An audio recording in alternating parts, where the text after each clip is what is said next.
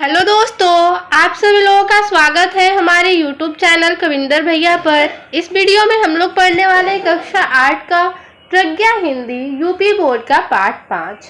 इस पाठ का नाम है अपराजिता। इस पाठ का प्रश्न उत्तर देखेंगे इस वीडियो में। चलिए देखते हैं। विचार और कल्पना से प्रश्न है, चलती ट्रेन में चढ़ने से लखनऊ के युवक का हाथ कट गया। रेलवे प्लेटफॉर्म पर कुछ निर्देश लिखे होते हैं। चलती हुई ट्रेन में लखनऊ का एक युवक था जिसका हाथ कट गया, और हम देखते हैं कि रेलवे प्लेटफॉर्म पर कुछ निर्देश लिखे होते हैं। जैसे क नंबर निर्देश है, चलती ट्रेन में न चढ़े न उतरे। ख है, रेलवे आपकी संपत्ति है, इसकी रक्षा करे। ग है, सावधानी हटी दुर्घटना घटी। घ है, ज्वलनशील पदार्थों को लेकर यात्रा न करें। इन निर्देशों का मतलब बताइए और यह भी कि इन निर्देशों का पालन क्यों करना चाहिए। यहाँ पे जो भी निर्देश लिखे गए हैं उनका मतलब बताना है और इनका पालन क्यों करना चाहिए, इसको हम लोग का इसका उत्तर लिखना है। और इसमें प्रश्न है, इस प्रकार के अन्य जागरूकता संबंधी निर्देशों का पोस्टर बनाकर सार्वजनिक स्थानों पर लगाइए। जागरूकता संबंधी जो भी निर्देश है उसका पोस्टर बनाना है और सार्वजनिक स्थानों पर लगाना है। चलिए इसका उत्तर देखते हैं। क नंबर था, चलती ट्रेन में न चढ़े न उतरे। तो इसका क्या मतलब होगा और इसका पालन क्यों करना चाहिए, चलिए इसका उत्तर देखते हैं। क नंबर का पहला हो जाएगा, चलती ट्रेन में चढ़ने अथवा उतरने का प्रयास न करें, यह जानलेवा हो सकता है। दूसरा हो जाएगा, ट्रेन में चढ़ते अथवा उतरते समय हमेशा प्लेटफॉर्म का उपयोग करें। प्लेटफॉर्म की विपरीत दिशा से चढ़ने अथवा उतरने पर आप दुर्घटना के शिकार हो सकते हैं। आगे देखेंगे ख नंबर था, रेलवे आपकी संपत्ति है, इसकी रक्षा स्वयं करें। ये था, तो इसका देखेंगे कि इसका क्या मतलब है।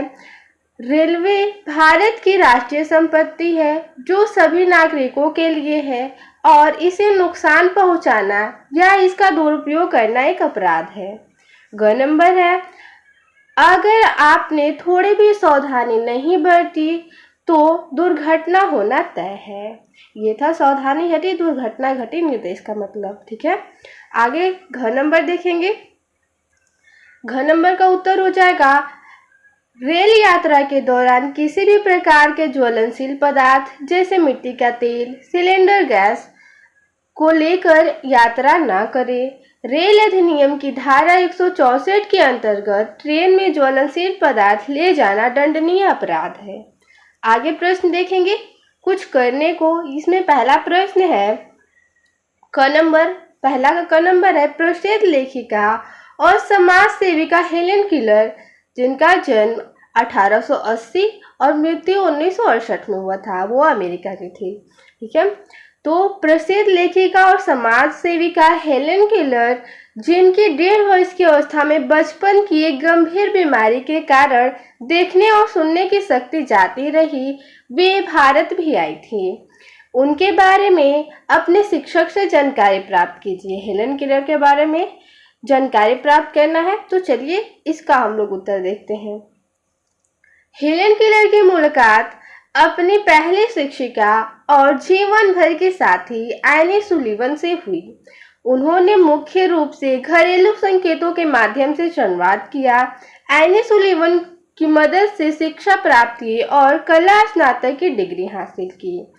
किलर ने विकलांगों के अधिकारों, महिला मताधिकार और मजदूरों के अधिकारों के लिए आवाज उठाई।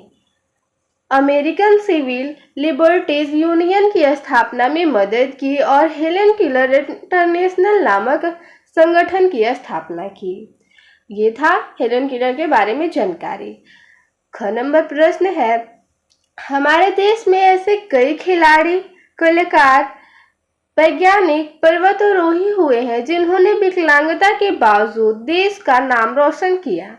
उनके बारे में जानकारी संकलित कीजिए। इसका उत्तर हो जाएगा, हमारे देश में ऐसे कई खिलाड़ी, कलाकार, वैज्ञानिक एवं पर्वतारोही हुए हैं जिन्होंने दिव्यांग होने के बावजूद देश का नाम रोशन किया, जो निम्नलिखित है। कौन कौन से हैं चलिए देखते हैं। खिलाड़ी हो जाएंगे इसमें एच बोनीफेस प्रभु, इनका पूरा नाम हैरी बोनीफेस प्रभु है। तो हैरी बोनीफेस प्रभु दिव्यांग अधिकारों के प्रबल समर्थक और भारत में व्हील चेयर टेनिस के अग्रदूत हैं। उनका जन्म 1972 में बेंगलुरु में हुआ था और 4 साल की उम्र में एक दुर्घटना के कारण उन्हें लकवा मार गया था। आगे है कलाकार में हो जाएगा सुधा चंद्रन का।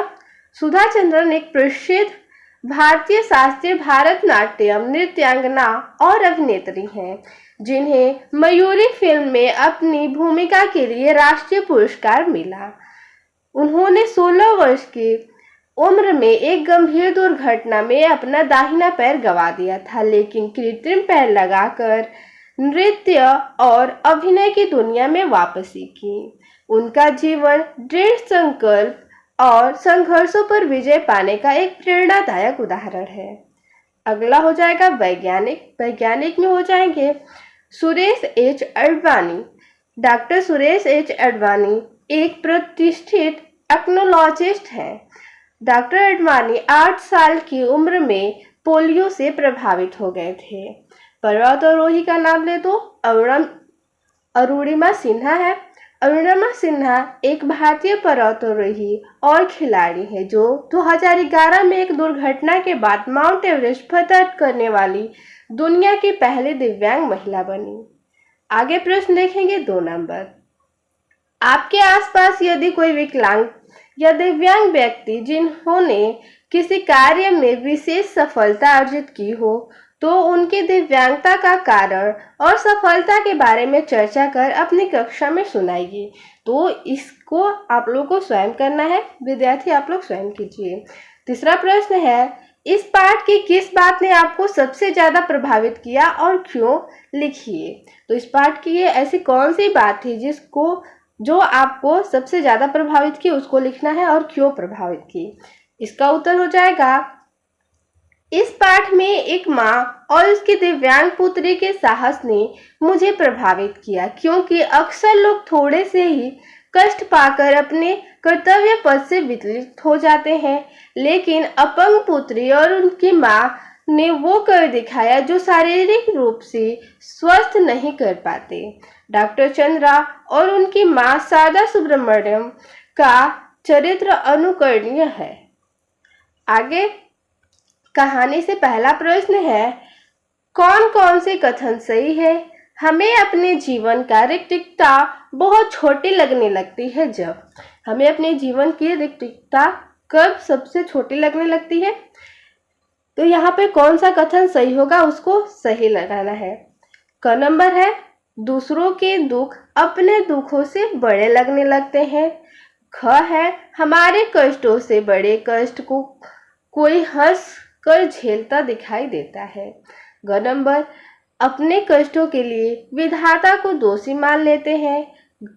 आगे, कष्टों को ईश्वर की इच्छा मानकर स्वीकार कर लेते हैं। तो हमारा सही कथन कौन सा हो जाएगा, क और ख। दूसरों के दुख अपने दुखों से बड़े लगने लगते हैं और हमारे कष्टों से बड़े कष्ट को कोई हंस कर झेलता दिखाई देता है, तब हमें अपने जीवन की रिक्तता बहुत छोटी लगने लगती है। आगे देखेंगे 2 नंबर प्रश्न, लेखिका क्यों चाहती थी कि लखनऊ का युवक उनकी पंक्तियां पढ़े। इसका उत्तर हो जाएगा, लेखिका चाहती थी कि लखनऊ का युवक डॉक्टर चंद्रा के अदम्य साहस के बारे में पढ़े, जिससे युवक को महसूस हो सके कि उसने एक हाथ खोकर अपना सब कुछ नहीं गंवाया है। इसलिए लेखिका चाहती थी कि लखनऊ का युवक उनकी पंक्तियां पढ़े। आगे प्रश्न है 3 नंबर, डॉक्टर चंद्रा की कविताएं देखकर लेखिका की आंखें क्यों भर आई। इसका उत्तर हो जाएगा, डॉक्टर चंद्रा की कविताएं देखकर लेखिका की आंखें भर आई, क्योंकि वह उदासी जो चंद्रा के चेहरे पर कभी नजर नहीं आई थी या कभी देखी नहीं थी, वह उसकी कविता में परिलक्षित थी। आगे 4 नंबर प्रश्न है, डॉक्टर चंद्रा ने विज्ञान के अतिरिक्त किन अन्य क्षेत्रों में उपलब्धियां प्राप्त की। इसका उत्तर हो जाएगा डॉक्टर चंद्रा ने विज्ञान के अतिरिक्त कई अन्य क्षेत्रों में भी उपलब्धियां प्राप्त की, जर्मन भाषा में विशेष योग्यता हासिल की और गर्ल गाइड का पुरस्कार राष्ट्रपति से प्राप्त किया। 5 नंबर प्रश्न देखेंगे। 5 नंबर प्रश्न है, निम्नलिखित कथनों का भाव स्पष्ट कीजिए। यहाँ पे क नंबर कथन है, वह बित्ते भर की लड़की मुझे किसी देवांगना से कम नहीं लगी। इसका भाव क्या हो जाएगा? लेखिका ने अपंग डॉक्टर चंद्रा, जिनका छोटा सा शरीर था, को देवलोक की स्त्री समान समझा, क्योंकि उसके गुण, बुद्धि, पुरुषार्थ और उपलब्धियां किसी भी संसारिक महिला से ज्यादा थी।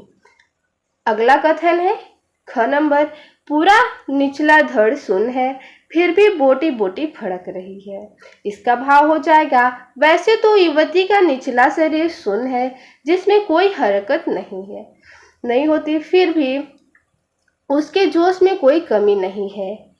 आगे है कथन ग, मैं चाहती हूँ कि मुझे कोई सामान्य सा सहारा भी न दे। इसका भाव हो जाएगा, डॉक्टर चंद्रा का कहना था कि मैं अपने सारे कार्य खुद करना चाहती हूँ, इसलिए मुझे कोई सामान्य सा सहारा न दे। घ नंबर है, चिकित्सा ने जो खोया है वह विज्ञान ने पाया है। इस कथन का भाव क्या हो जाएगा? इसका भाव हो जाएगा, चंद्रा पहले चिकित्सक बनना चाहती थी, पर प्रवेश परीक्षा में प्रथम आने पर भी उन्हें इसलिए प्रवेश नहीं मिल पाया क्योंकि उनका धड़ काम नहीं करता था। यदि वो चिकित्सा के क्षेत्र में जाती तो महान शल्य चिकित्सक बनती। प्रवेश न मिलने पर उसने विज्ञान के क्षेत्र में शोध किया और प्राणी विज्ञान में पीएचडी की उपाधि पाने वाली पहली भारतीय बनी। वह एक अच्छी डॉक्टर बन सकती थी, लेकिन बन गई वैज्ञानिक। इस प्रकार चिकित्सा ने चंद्रा की प्रतिभा को खोया और विज्ञान ने उसे प्राप्त कर लिया। आगे है अंग नंबर कथन, ईश्वर शब्द द्वार एक साथ बंद नहीं करता, यदि एक द्वार बंद करता है तो दूसरे द्वार खोल भी देता है। इस कथन का भाव हो जाएगा, डॉक्टर चंद्रा की माँ के कहने का आशय था कि जब कोई भी विपत्ति आती है तो हमें सारे रास्ते बंद नजर आते हैं, लेकिन तभी हमें एक नया रास्ता दिखाई देता है, मानो ईश्वर ने एक द्वार बंद किया और दूसरा द्वार खोल दिया। अगला प्रश्न है 6 नंबर, शारदा सुब्रमण्यम को वीर जन्निका पुरस्कार क्यों मिला? इसका उत्तर हो जाएगा, शारदा सुब्रमण्यम को वीर जन्निका पुरस्कार इसलिए मिला क्योंकि चंद्रा जैसी अपंग बालिका को उसकी मां ने स्वयं यत्नाएं सहकर भी पढ़ा लिखा कर उच्च कोटि का वैज्ञानिक बनाया। अगला प्रश्न है 7 नंबर, इस पाठ की किस बात ने आपको सबसे ज्यादा प्रभावित किया और क्यों? लिखिए। तो इसका उत्तर हो जाएगा, इस पाठ में एक माँ और उसके दिव्यांग पुत्री के साहस ने मुझे प्रभावित किया, क्योंकि अक्सर लोग थोड़े से ही कष्ट पाकर अपने कर्तव्य पथ से विचलित हो जाते हैं, लेकिन अपंग पुत्री और उसकी माँ ने वो कर दिखाया जो शारीरिक रूप से स्वस्थ नहीं कर पाते। डॉक्टर चंद्रा और उसकी माँ शारदा सुब्रमण्यम का चरित्र अनुकरणीय है। आगे है भाषा की बात। भाषा की बात में पहला प्रश्न है, निम्नलिखित शब्दों को ब व के उच्चारण भेद पर ध्यान रखते हुए शुद्ध रूप में बोलकर पढ़िए। यहाँ पे सुब्रमण्यम है, बुद्धिदीप्त है, जिजीविषा है, विलक्षण है, छत विशत और विच्छिन्न है। तो इसको आप पढ़िए और बोलिए। 2 नंबर प्रश्न है, यातना शब्द संज्ञा है, उसमें प्रद प्रत्यय जोड़ देने से यातना प्रद शब्द विशेषण बन जाता है, जिसका अर्थ है कष्ट देने वाला। नीचे लिखे गए शब्दों में प्रद जोड़कर नए शब्द बनाइए और उनके अर्थ लिखिए। चलिए इसका उत्तर देखते हैं। यहाँ पे 3 कॉलम है, एक में शब्द, दूसरे में लिख देंगे प्रद जोड़कर नया शब्द और तीसरे में अर्थ लिख देंगे। तो शब्द है कष्ट। कष्ट में प्रद जोड़ेंगे तो कष्टप्रद हो जाएगा, इसका अर्थ हो जाएगा कष्ट देने वाला। दूसरा शब्द है आनंद। आनंद में प्रद जोड़ने पर आनंदप्रद हो जाएगा, इसका अर्थ हो जाएगा आनंद देने वाला। तीसरा है लाभ। लाभ में प्रद जोड़ने पर लाभप्रद बनता है, इसका अर्थ हो जाएगा लाभ देने वाला। हानि में प्रद जोड़ने पर हानिप्रद बनता है, इसका अर्थ हो जाएगा हानि देने वाला। ज्ञान में प्रद जोड़ेंगे तो ज्ञानप्रद बनेगा, जिसका अर्थ हो जाएगा ज्ञान देने वाला। आगे प्रश्न है 3 नंबर, निम्नलिखित वाक्य पढ़िए। क है इसके इस जीवन से तो मौत भली है। ख नंबर है मैंने जब वे कविताएं देखी तो आंखें भर आई। यहाँ पे वाक्य क में तो निपात के रूप में प्रयुक्त है। निपात उस शब्द को कहते हैं जो वाक्य में कहीं भी रखा जा सकता है, जैसे पर, भर, ही और तो। किंतु वाक्य ख में तो, जब, के साथ, तब के अर्थ में प्रयुक्त हुआ है। क और ख की भांति दो दो वाक्य बनाकर लिखिए। इसका चलिए उत्तर देखते हैं। क नंबर का उत्तर हो जाएगा इसमें पहला, गुलामी करने से तो मर जाना अच्छा है। दूसरा हो जाएगा, जब मैंने आसमान में काले बादल देखे तो भीगने से बचने को घर की तरफ दौड़ लगाई। ख नंबर का उत्तर हो जाएगा पहला, गरीबी के जीवन से तो पुरुषार्थ करना भला है।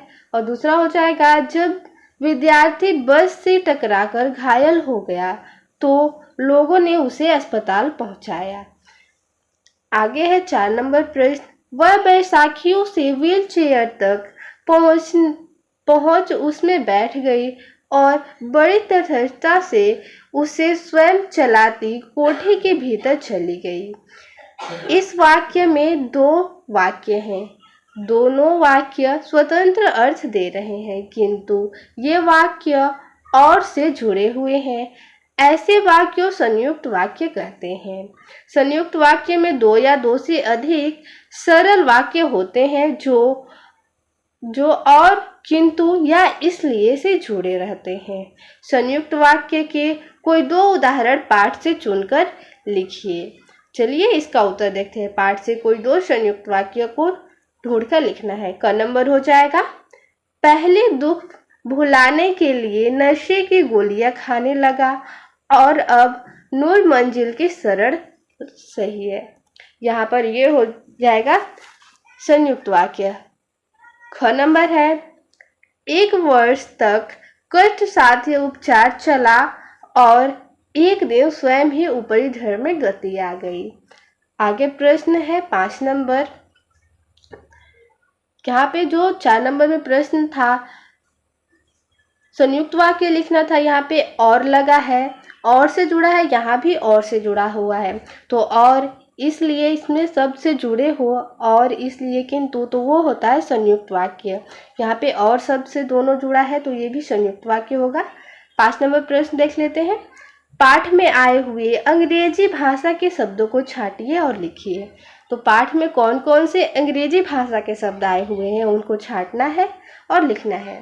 इसका उत्तर हो जाएगा car, seat, wheelchair, machine, button, IAS, station, train, madam, drug research institute, microbiology, east, west, centre, biodata, fellowship, IIT, thesis, direct, PhD, orthopaedic, surgeon, doctor, period, MSc, special, professor, ladder, jacket, girl, guide, convent, BSc, institute of science, album, ये शब्द अंग्रेजी भाषा के हैं तो पाठ से छाटे हुए हैं।